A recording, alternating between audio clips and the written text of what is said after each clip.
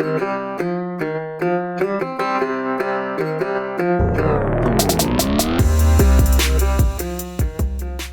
up, everybody? It's Dan, Binder Boneyard, coming at you from the office. It's a beautiful, beautiful May day here in Central Oregon. I am back from the adventures of South.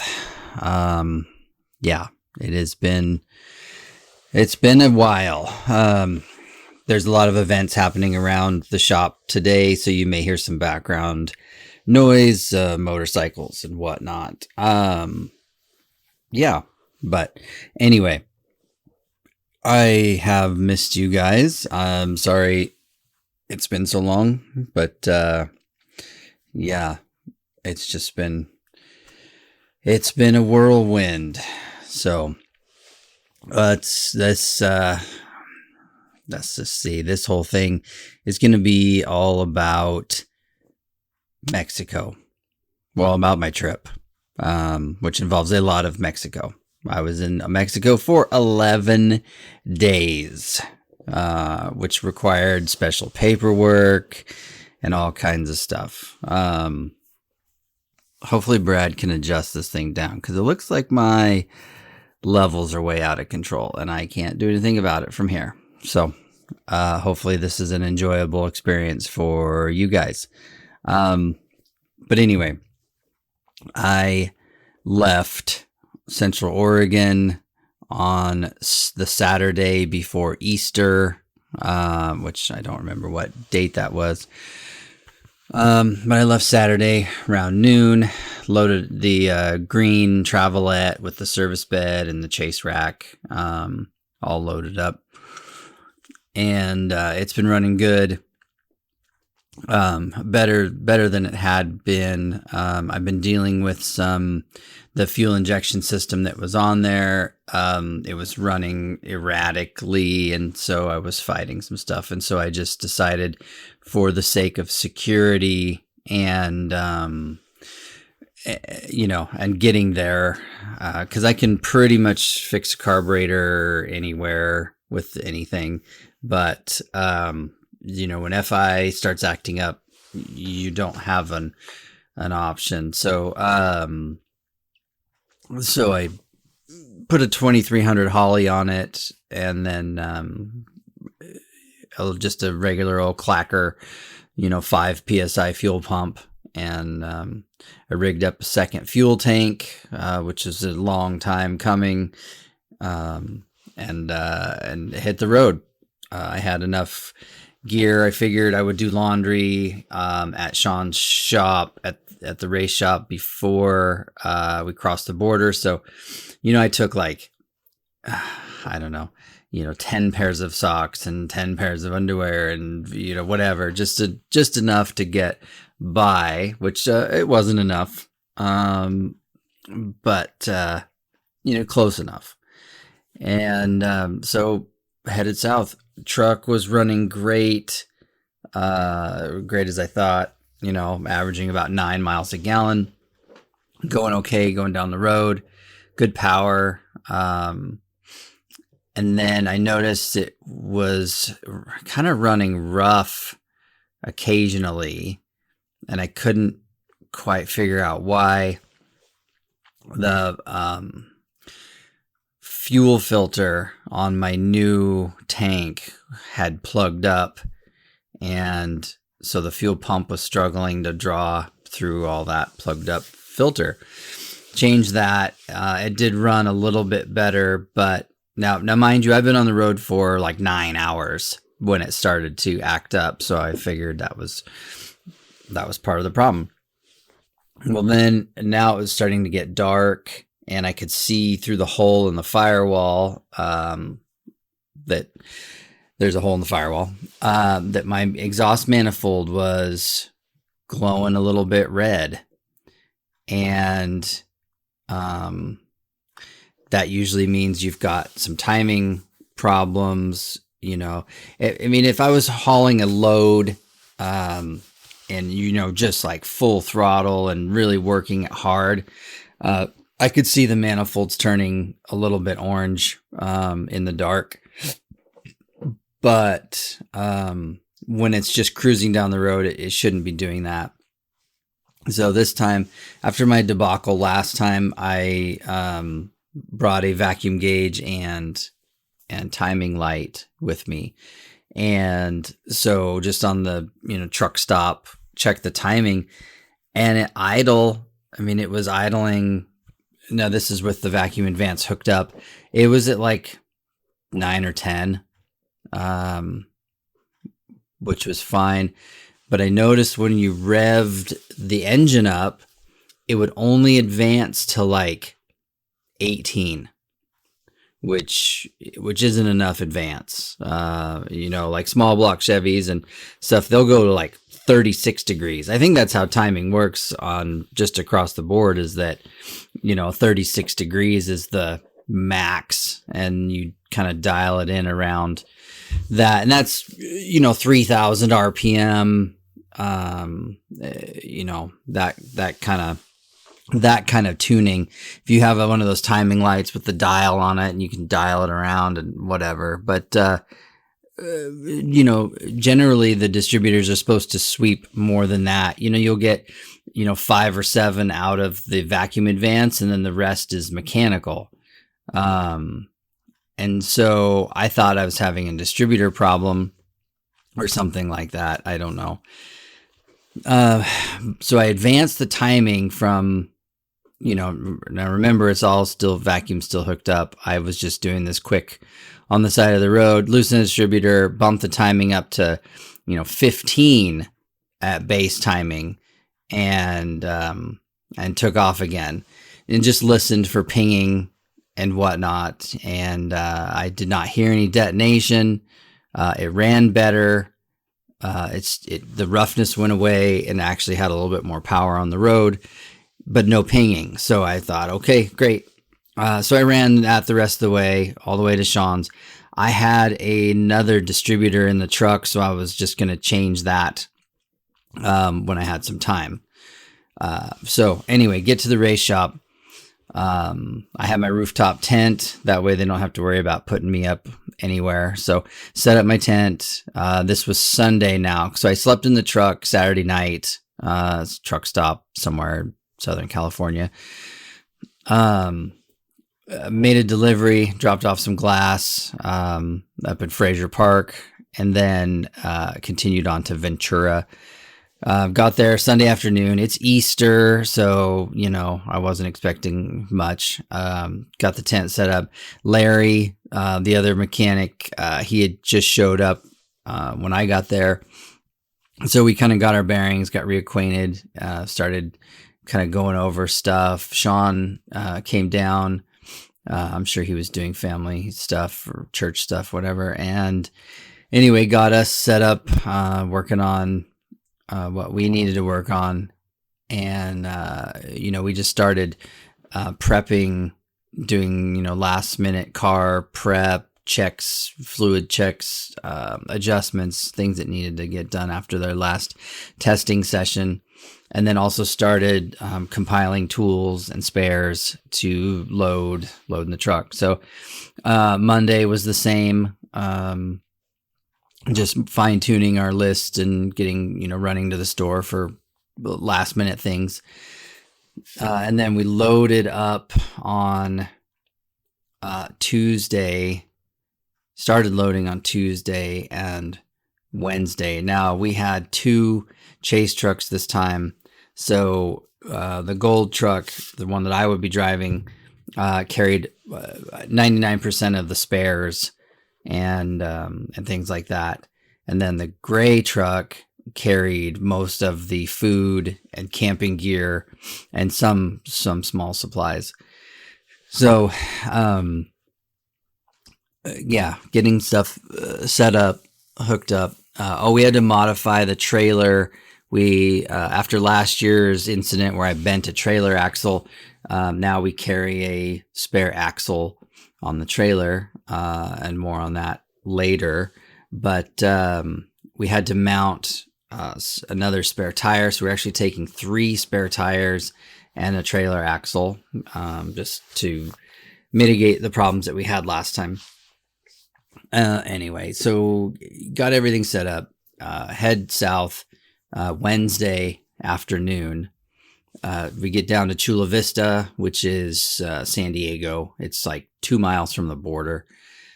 We camp there so that we can cross the border early on Thursday morning.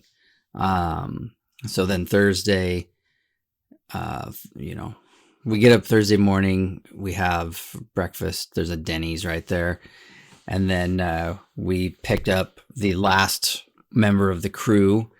So now, that being said, we had 9 people in the trucks. So of course, Sean and Owen, co-driver. They had me and Larry, mechanics. And then we had 5 media people. It was a lot. Wait, is that right? Who was all there? 4 more. I can't do the math. Anyway, there was Chris Hunt, the navigator, photographer, did a lot of the great photos for the Scout Motors blog updates. We had Drew. He was a writer and photographer for a media company for Scout Motors. Chris, another Chris, who was the marketing director for Scout Motors. Ben, the documentarian, and Eric, another documentarianer. So is that 9? I think that's a lot. Either way, it's a lot. Way more people than normal. So anyway, now we have the full crew. Trucks are loaded. We crossed the border. A little bit of trouble because we had to have our FMMs because we were in the country for more than 7 days. So that puts you outside the scope of like a normal tourist or something. I don't know. But anyway, some of the guys, they weren't able to pay online, so they had to finish their FMM process at the border. So it took a little bit. I got to meet Mark McMillan. If you're into desert racing at all, you know the McMillan family. Mark has quite the legacy. Super nice guy, real friendly. Gave me a book. This book is massive. It's all about their family history and everything, and he just gave it to me. So like that was super cool. That really, up to that point in the trip, that made my trip. So anyway, head to Ensenada, finally get through the border, head to Ensenada, get to our hotel, which is, it's just a good old Best Western, or no, Holiday Inn Express, I think, but, great hotel. Really enjoy it. Huge parking lot. It's locked, secured. So we unload the car and we go do check-in. We all get our wristbands. We all, the co-driver signs their waivers. They get their logbook. They get the GPS files. They get everything they need. And that was Thursday. And then, pretty much just tinker on the car, more photos, that's the whole thing with all these documentary guys and marketing guys. There was a metric crap load of photographers and picture taking and just stuff. So anyway, so now Friday, they do the classic car roundup, they call it, where just the vintage race cars and buggies get together on the main street there and, talk to everybody, shaking hands, doing whatever. The race starts Saturday. So Saturday morning, do every last little bit of anything that needs to get done. Make sure the car is full of gas. Make sure trucks are full of gas. Make sure we've got all of our waters and spares and snacks and everything. And we are loaded with snacks. We have like 15 jugs of trail mix and, 10 bags of jerky and, 170 cans of cold brew coffee, even though I don't drink it and Larry doesn't drink it. there's just everybody wanted cold brew coffee. So yeah, just a ton of snacks. Cause when we're down there, we don't eat a lot of, local food. There's a few places that we've deemed safe and that we'll eat good meals at, but a lot of the roadside stands, you get a meat and tortilla taco, and that's it. Because you don't want vegetables, you don't want anything that's had the water on it that potentially gets you sick. I'm overly cautious about that stuff because I hate being sick in general, and then being sick in a foreign country is even worse. And being sick in a foreign country with a team that's depending on you is the trifecta of worseness. So they get out of town, race starts, we leave the line at like 10:30 something. They hit the transit, it's like a 20-mile road stretch out of town, and then they hit the first stage, which is off-road.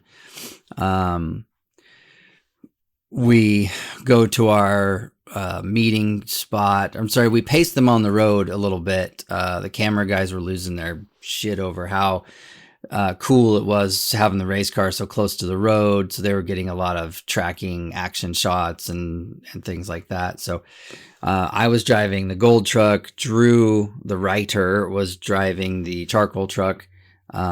He was kind of new to this experience, so it was kind of funny. But anyway, first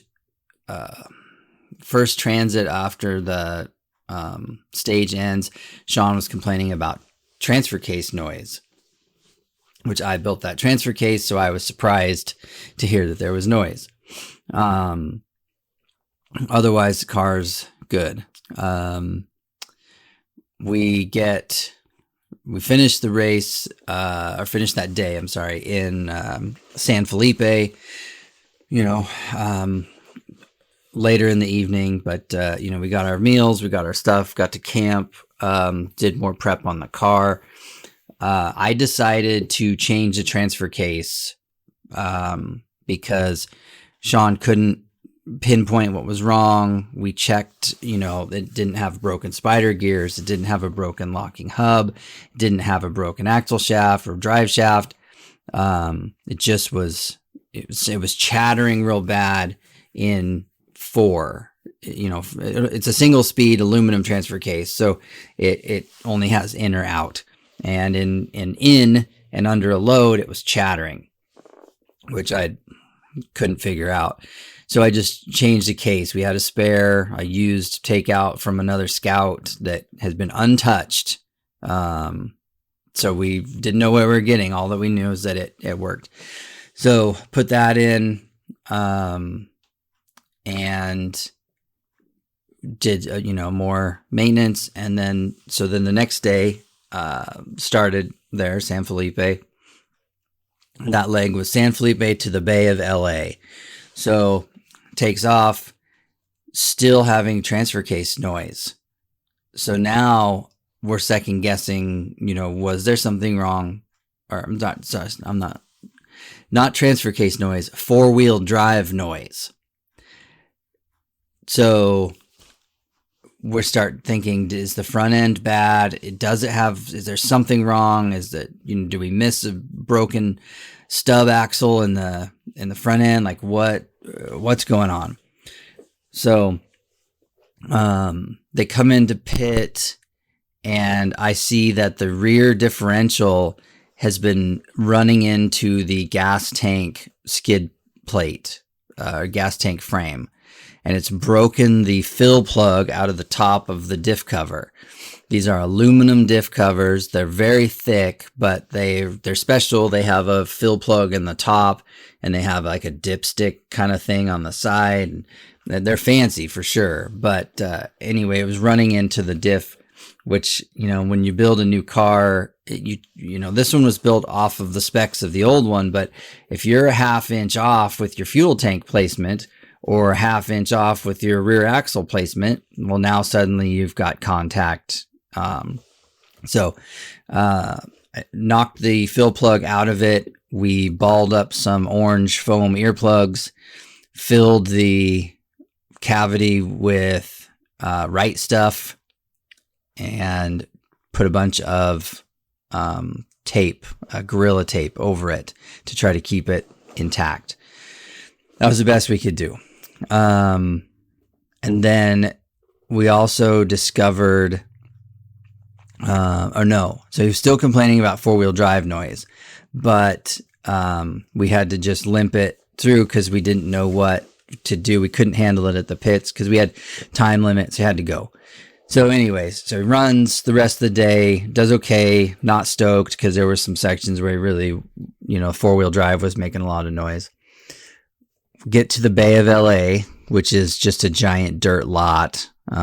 It's the Bay of LA is my least favorite stop and my least favorite town, my least favorite of the event. The food's the worst. The organization is the worst. It's just not. I don't like it. But we discover that the rear drive shaft yoke is hitting the safety loop that you have to have so that if you break a rear drive shaft, it doesn't fling around under there. So, and the other thing we noticed was that the transmission mounting bushing was getting flattened out for whatever reason. It wasn't keeping its shape like it was supposed to. So we took half of the drive shaft loop off because it was modular. It had several bolts in it. So we took that off, and then we put new bushings in the transmission mount, and magically there's no more noise in four-wheel drive. So my case necessarily wasn't bad. It just was making noise, and that's what it was. The yoke was running into the loop. So that made me feel a little bit better about my case. So anyway, so we just left that stock Scout case on there.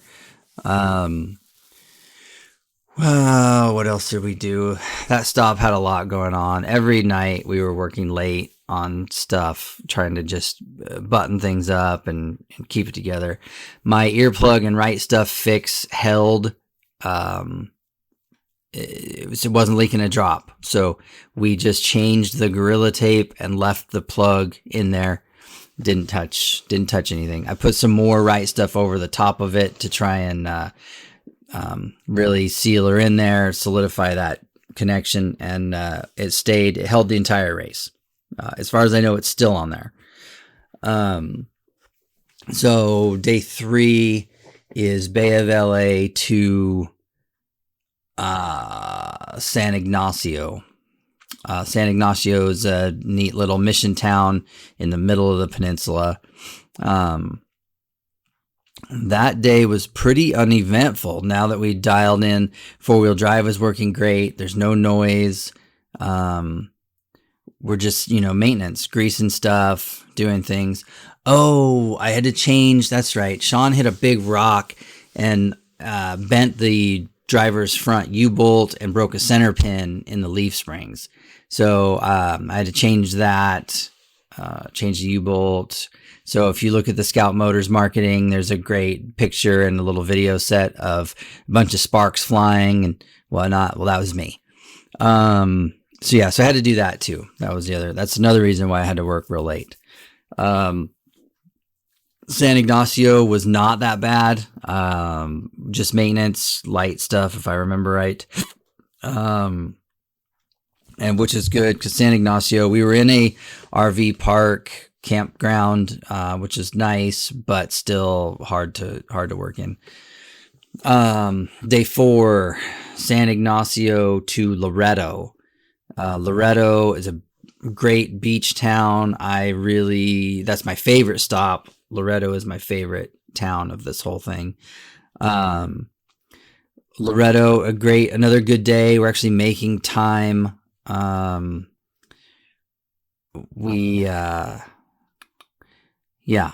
was just not there. I don't remember hardly anything. It was just maintenance that we had to do in Loreto. We finished ahead a little bit. pizza for dinner, which was interesting. And then day 4 or 5, I forgot what day I'm on, but Loreto to La Paz. La Paz is a big town. La Paz is where the race used to end back in the day. I believe the Baja 1000 that's put on by Score still ends in La Paz. We stayed at a really nice campground, RV park there. So the Loreto to La Paz day was going to be a really long one, and we got word over the GPS that the truck was broke down on course. They had a fuel delivery issue, and then when they got that sorted out, the truck wouldn't start. Had a spark issue. Changed the Sean had an extra Pertronics and coil and stuff in the truck, and it still wouldn't start. So we went against my better judgment and entered the race course, which was okay. It's towards the end of the day. There's not a lot of cars coming. It was okay. So if it had been early in the day, I would have said absolutely not. But because there was only, a handful of cars behind us at that point, cause they'd been broke down for a while before we made the call to go get them. So we run both the chase trucks in. I had to back the trailer up, like a solid half a mile. Cause this narrow gravel road, you couldn't turn around in, or let alone turn a trailer around in. So I found a wide spot, turned the truck around, and then backed up half a mile. We loaded them on the trailer. We took our L for that day and took it to La Paz. We changed distributors to a Presto light that we had, just a good old used international Presto light, and a new coil, and truck fired up and actually ran better than it did with the Pertronics and the Holley distributor.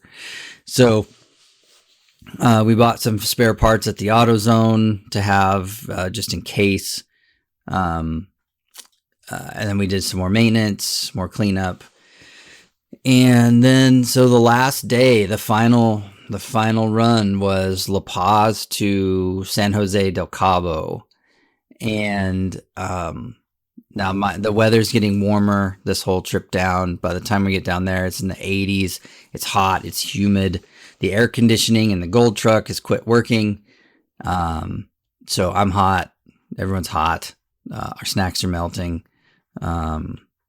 Just a not the best time, but we're still doing good. So we've had a funny campground in San Jose. Really hard to get into. Definitely oversold itself on the Google reviews. But anyway, we finished the race. We complete it. Across the finish line. It was a great accomplishment. It was redemption after last year. It was a good time. We were doing well. Really picking up the pace. I wish day 1 and 2 we could have had our pace that we had on day 3, 4, 5.